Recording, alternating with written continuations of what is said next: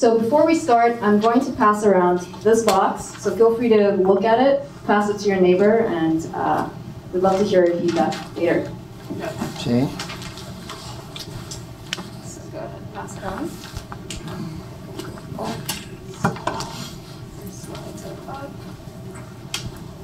So we'll get started, and we'll tell you our story of how we raised $800K right out of school.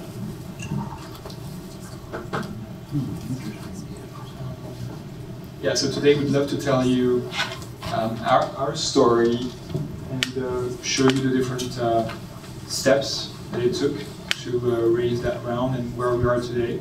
So we'll start with the background, how we bootstrapped, created a minimal viable product, closed our seed round, grew, and what we see coming next. So how did we meet with Kat? How do we meet? So, as an introduction, my name is Kat Vorotova, and I'm the co-founder of Try the World. My name is David. I'm also co-founder of Try the World. And so we met at Columbia University while we were both getting our graduate degrees. My background is in strategy consulting. I worked for 4 years at Thomson Reuters and 4 years at Weight Watchers doing strategy. And I'm also a huge foodie, so throughout that whole time I had a food blog writing about international cuisine here in New York, and I love to travel. And so when I met David, we realized that we both had a mutual passion for discovering food from around the world. And I'm an entrepreneur, I'm a traveler as well. I'm French, I arrived in New York about 2.5 years ago. And before that I got an MBA from a French business school and got background in entrepreneurship involving 3 startups and in finance, and finally worked at the Ministry of Finance in France. I came to New York to study at the Columbia School of International and Public Affairs to study economics. But the entrepreneurial virus took over when I met Kat, and we had this passion for discovering new cultures and new countries. We quickly decided to launch a company with the idea of putting a country in a box. It was quite a challenging project, but that was the beginning of the bootstrapping. We had an idea, and we did an incubator at Google. It was a 6 weeks incubator, Incubate NYC. And the question was, how do you make your first dollar? So what we decided to do was just launch an MVP, a minimal viable product, with the core features we wanted to see. And we decided to focus on food because we realized that when people travel, they tend to go to restaurants and to museums. So we decided, we thought it was easier to include food products rather than paintings in boxes. So now we're really a food company. And yeah, we went through the different gourmet stores in New York, purchased gourmet products, put them in boxes, created a very simple website, and that was the very beginning of the bootstrapping, and that actually went viral and that went very well. Yeah, so what we did was literally went to gourmet French stores and bought products at retail price, put them in a box that we bought at Michael's, and put that on Facebook and said, who wants this for Valentine's Day? And we sold out within 2 days, and it wasn't even people that we knew. It went completely viral. We were really excited by this feedback, and that was so encouraging to us that we decided to incorporate and to continue making new boxes of different cities and to create a subscription box business out of that. So our goal was to make $1 in profit. We succeeded. We were the only company at the incubator that actually did that, which was exciting. And so the next period was the bootstrapping period. And did it work? No, here it is. Okay. So how do we grow with no funds? So once we realized that we had a product market fit, and well, with Kat we decided to spend more time on Try the World. We were still students, we were still at Columbia, so we had classes. We decided to improve each part of the business. We improved the website. We hired an intern to focus on social medias, which is the cheapest way to grow at the very beginning, at least for us. We outsourced our logistics with a warehouse in Pennsylvania. We secured our first deals with brands. We got products for free to include in the box that we were then selling. And we launched our core product in September 2013, which is the subscription, with the idea to apply our passion for discovering food in new countries to what we thought was a very successful business model, which was a subscription box business model. Subscription box where people subscribe and receive a gourmet box from a different country every 2 months. And so with that business, we grew to 100K in revenue within the first 12 months with $0 in marketing. And all of that came from word of mouth, social media, and we were also very fortunate to receive press because it was a very unique concept, and still is. There's no one else in the market doing what we do. So that was very exciting. So after we got some of that press and some of the initial business confirmation from the market, we realized that we needed to raise funds to grow further. So how do we get the first investor to say yes? Yeah, we thought this was an interesting question because if you have an idea, then you start having a product, and once you start having a product, you start asking yourself, okay, how do I grow? Well, we validated the business model, as Kat said, $100,000 in revenue with $0 invested in marketing. We started telling this, and potential investors seemed to be very interested. So we reached out to our professional networks, personal networks. We pitched at Columbia, in New York, wherever we could. We got an article in TechCrunch, and after a bit more than 6 weeks, we finally ended up with 2 co-lead investors who helped us shape the terms of our convertible note, on which we raised the $800,000. And we have to say that it actually was much easier to then convince the remaining investors as soon as we had between a third and a half of the amount that we were targeting to raise. What was interesting is that we're at school, and we closed in June 2014. And so we had to manage both school and the startup. So I don't know if some of you in the audience faced that issue, but it's interesting, it's challenging. So I remember I was taking a macroeconomics class, and the professor was very interesting about growth, employment during the crisis. But then I received an email about the fundraising from our lawyer. And all of a sudden my attention shifted drastically to that because it was really my main focus at that point. But I didn't open the email because I had a rule that I set for myself, which was I already narrowed down the number of classes from 6 to 3, reduced the number of classes. So while I was at school, while I was studying, I would not open Try the World emails. And that has been very helpful and helped me in balancing both school and the fundraising process and the entrepreneurial process. And the same for me. I was actually still working full-time at Weight Watchers and getting my executive MBA at Columbia and working on Try the World. So it was a little bit of a challenge, I would say, to manage all of these 3 activities. But what I learned to do is optimize my time and use the resources I had at Columbia to benefit the startup. So what I did was I made sure to take classes that I could use for Try the World. For example, I did a marketing class where I actually worked on a group project to help plan our marketing activities, which was super useful. And of course, the faculty at Columbia were amazing in advising us on our fundraising strategy. So I thought that while being at school is actually a really great time to work on a startup because you have all these resources.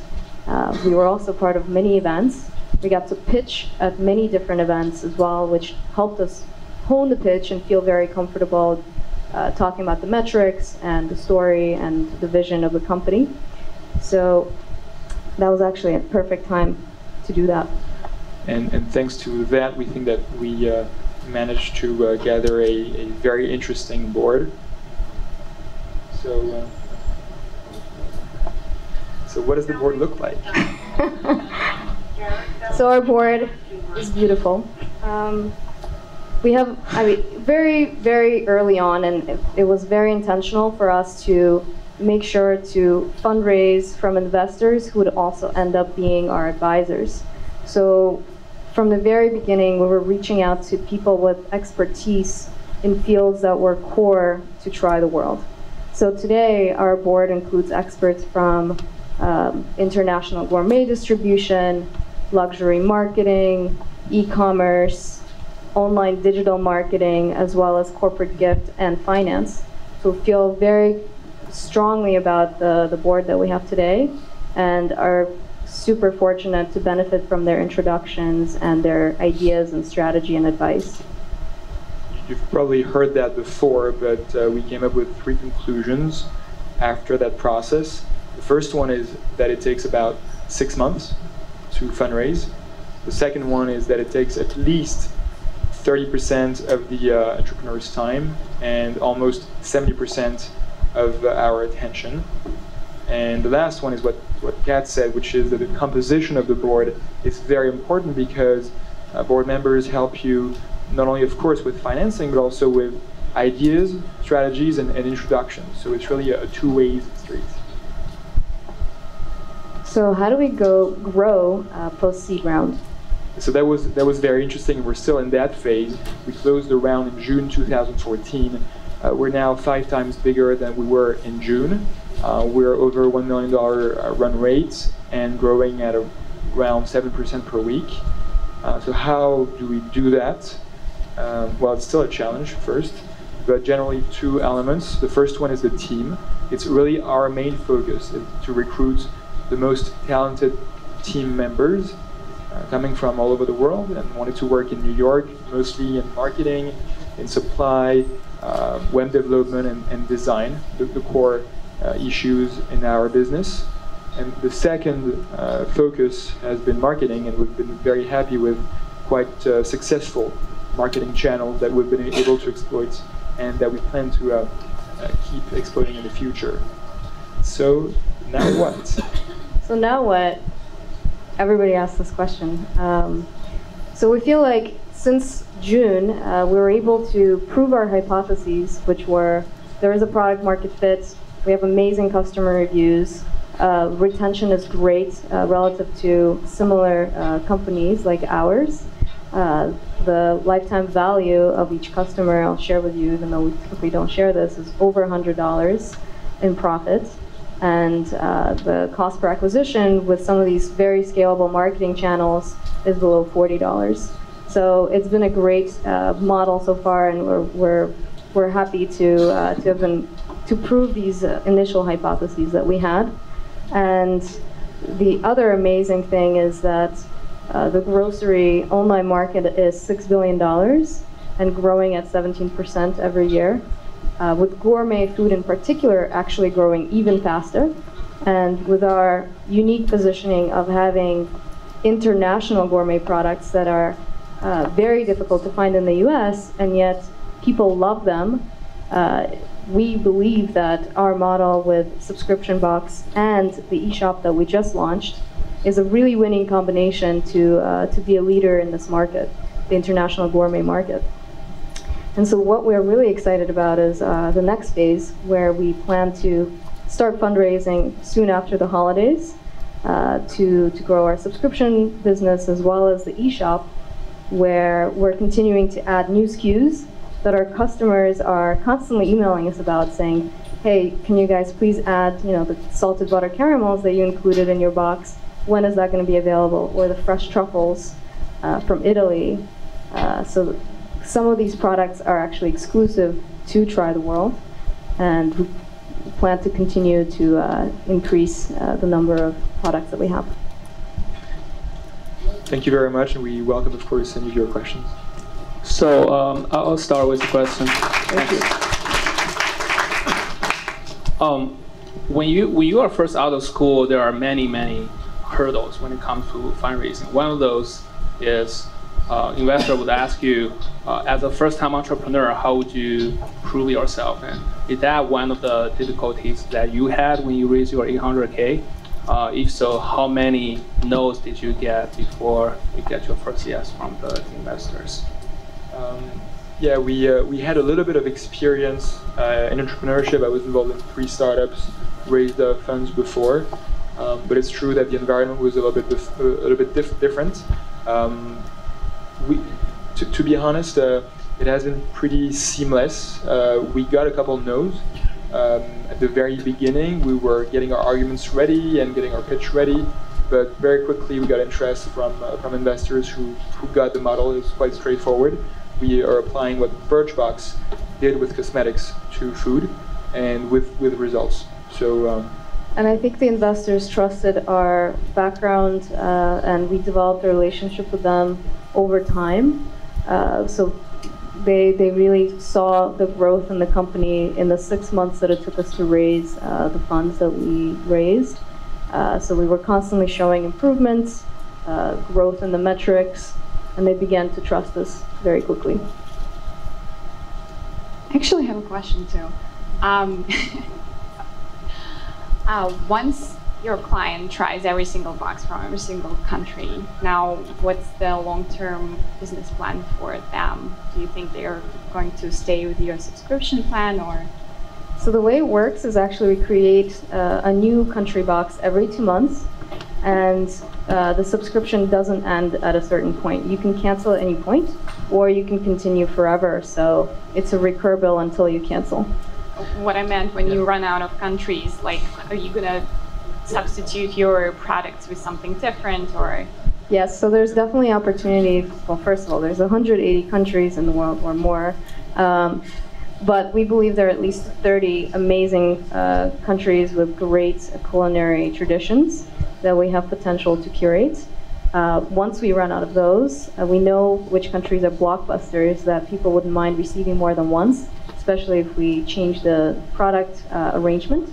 And then, of course, we plan to do vertical tours as well. So for example, let's say you really love Italian food, we can send you a new box from a different region from Italy every time.